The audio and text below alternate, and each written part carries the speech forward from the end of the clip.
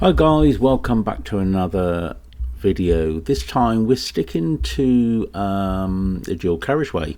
A few clips on here. Now on this particular clip here, as we get right into it, it's this ambulance approaching on the left hand side, ambulance car. There's no blues and twos, there's nothing going on there at all. So quite honestly, why is he speeding in the outside lane? He's not going to an emergency. I'm not entirely sure he's meant to be doing that. All the respect I have for them, but yeah, that's not good at all. Not good. Anyway, let's move on to the next clip and let's see what we got. Now what we got here is his Audi on the left hand side. Now he could have moved into this position. He's going in our direction, but no, he doesn't want to do that at all. He wants to go as far as he can go, even if it means compromising other road users. As you can see, he doesn't indicate, and then he pushes in right at the very last moment. That's quite dangerous. No one knew what he was doing there, and he just shoved his way in. Not very good at all. Probably needs to retake his license.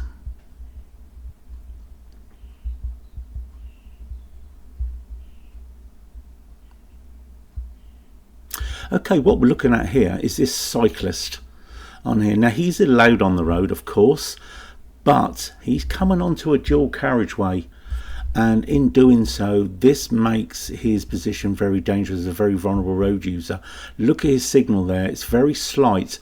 He doesn't look over his shoulder as he moves across two white lines. There's a car bearing down on the left, probably sees the hand signal, does brake in slow and does go past him. Could have given him a bit more room there, but the thing is there is a bike lane on the left, which is a little bit odd. Why is he not using it? Look, that path on the right hand side is pedestrian and bikes, and yet as you can see he continues to drive down the dual carriageway 40 miles per hour. There it is highlighted. He knows this, but nevertheless he prefers to be unsafe and drive on the dual carriageway. Not very good at all. As we go further down the road, you're going to see that this path goes on quite a way, and there it is highlighted again. So it's not that he doesn't know it's there, it is there, and he could be on there, he could be being safer. There it is again, just to rub it in, to make it obvious. Now as we go further down the road, what we're going to do is we're going to have a look from the other direction as we go down. But before doing so, look at that guy there. Perfectly, why not? That's where you're meant to be, nice and safe. Excellent. That's what we like to see. Now as I said, what we're also looking for is we're going to have a little look from the other direction shortly. Just prior to that, there is a lady on the right hand side as we're coming up. That's highlighting the bike and pedestrian shared usage. Now as we're just gently rolling on, I've left it running there because I'd like to show this person here. She's in the correct place, of course, but she gets on a bike, and then what she go and do? She takes out her mobile phone. Yeah. And then uses it. I mean, that's interesting. I'm going to show you the front clip of this shortly, which makes it a little bit more silly to watch. In a sense, she's on the bike lane, she's riding down there, but using the phone while moving. Look at this guy here. I mean, this is the guy from earlier. So instead of getting onto the path, he makes it worse by carrying on the dual carriageway. Just this time, he just chooses to use another lane like the cars. Now just on the left coming down here, you can see on the pavement the woman that was using the mobile phone, she's actually pushing her bike. There's that guy using the path properly for his bike, and here she is, look, she's pushing a bike. What's wrong with that? That's great, no problem, excellent. Why couldn't she use her mobile phone there? Why would she have to get on her bike and then use her mobile phone? Yes, a little bit odd. Could be a lot better all around there by the cyclists, to be fair, and certainly that guy riding down in the second lane on a dual carriageway. I mean, I have no idea what's going through his head apart from probably fresh air. Okay, what we got here? So we've got a BMW in front of us coming up to a roundabout. This fella here, he's in the middle of two lanes, can't make his mind. I think, yeah, all right, I'll go to the right. No indication, don't let anybody know, let's just push in. He indicates when he's in the lane, which is not of a lot of use. But it's this fella here we're paying attention to.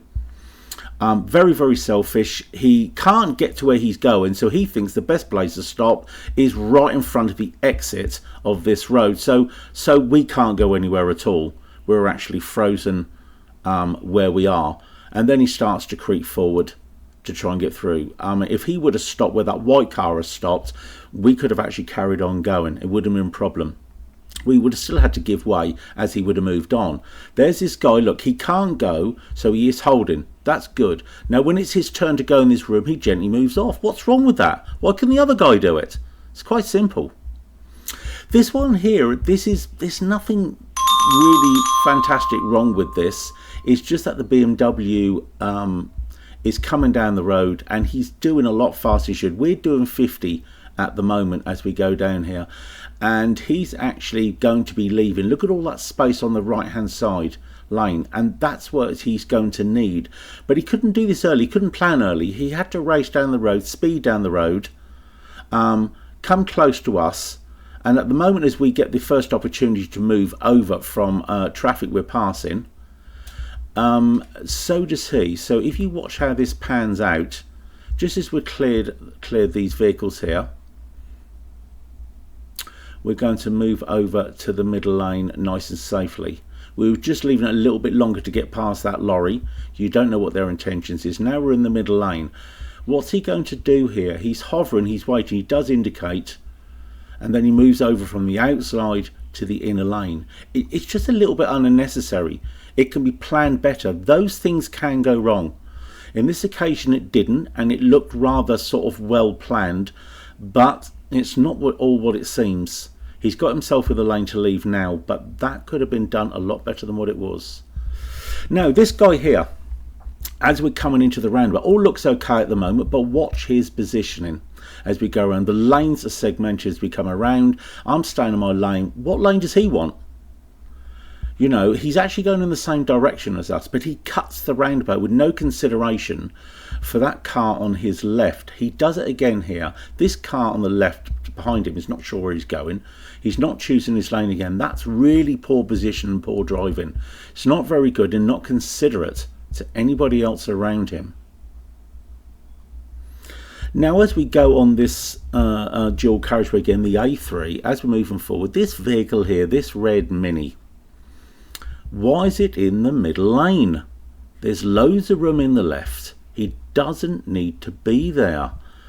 Now we want to make progress. We're doing 45, so we want to pass this vehicle. So the only way we can go about this is to very carefully transition from the inner lane to the right side. Now if it's really busy, we probably wouldn't bother doing that. Little look from the back as we actually go back in again all the way to the inner lane, and you can have a little look at this from the back view dash cam. Now if you notice, this car also here is also, look at the room in the right hand lane where we are. There's nothing there. Why is he hogging the middle lane? Absolutely pointless. The pair of them hog in the middle lane, and look at all the room around. It makes it very, very awkward for other drivers. It's just as well it's quite clear. We was able to get around quite easily, but look at that space. It really is just totally unnecessary, and it just makes for poor driving. If the roads would have been busier, this would have been quite congested because of their actions. Yeah, a couple of idiots really. Could have done a lot better there. Now this one is just for car lovers. I like this. Look at this car here. Beautiful, lovely empty roads, out for a drive, open top. Yeah, very nice. I like the car too. I thought I'd just throw that in. Okay, what we've got here is this vehicle here. He wants to get past. The van is not where he should be. He should be where I am. The car behind can't wait, so he goes to undertake, which you know how it stands with undertaking. It is a dangerous thing. Now as we're coming out, if you notice, they're both encroaching on me now. They're matching each other for speed, but the road does go into 3 lanes a bit further up. So I move into the inner lane, and then the car is allowed to pass. But look at the van, it's still on the outside. Why is it even there? Why was it there in the first place? Totally unnecessary. And he decides then to move to the middle lane, but he does it right next to us, not before or after. Now, as you see him coming from the right hand side, he's hovering there. It's not really a good thing to do, because if you look ahead there, we've got a bus on the inside and he could pull out at any time. We can become the meat and the sandwich again. So you've got to plan that. You've got to watch for that quite carefully when people do that type of thing. Now what we've got here is a very, very dangerous driver indeed. He's in the middle lane. This is the person we're talking about. He wants to leave at the next exit. Why is he there, and why does he not utilise that gap? Dangerous planning, dangerous driving. There's a load of cars up left now, 200 marker coming up. He could get into the left hand lane, but he decides not to. Then he does a bit of a brake check, thinking, oh dear, I've messed this up. How can I sort this out? I know what I will do. I will just move across 2 lanes and leave, because that's where I need to go, and everybody will just have to avoid me. That could have ended up very, very bad indeed. That is quite awful as far as driving and planning goes. Now, on this particular clip here, what we're looking at is the van in the left-hand lane coming up the road. Why is he in that lane? The reason I say that is he's looking to leave at the next exit that we're leaving on. But the thing is, why is he in the right-hand lane? Of all, he could have moved across now. No, he's still there. He could even be in the middle lane. Nope, he chooses to stay there, holding the car up behind him. Now, as we look to the forward cameras, you can actually see the middle lane's lovely and clear. He could have come across. He doesn't. He speeds up at this point, but he's leaving at the next exit. Why is he getting close to that vehicle in front of us? Watch carefully as he tries to transition and goes right across. I mean, honestly, that's really, really poor again. Use of the dual carriageway in the lanes. It's just as well that the lanes are not awfully busy, because that could easily end in catastrophe and an accident. I sometimes wonder what goes through these people's head, or even how the hell they got their license in the first place. Even if he comes up here, he wants the left turn. Brake light not working on the left hand side. No indication as he goes round either. Drives on left. No indication. Does anybody know where he's going? And away he goes. Just as well, again, was no cars. Who's the dullard? Well, I think that's pretty simple, really, isn't it? Out of all those clips, it's got to be this fella. Okay, guys, thank you very much for watching. Please come back again and watch our next video that we put up. Thank you very much. Bye-bye now.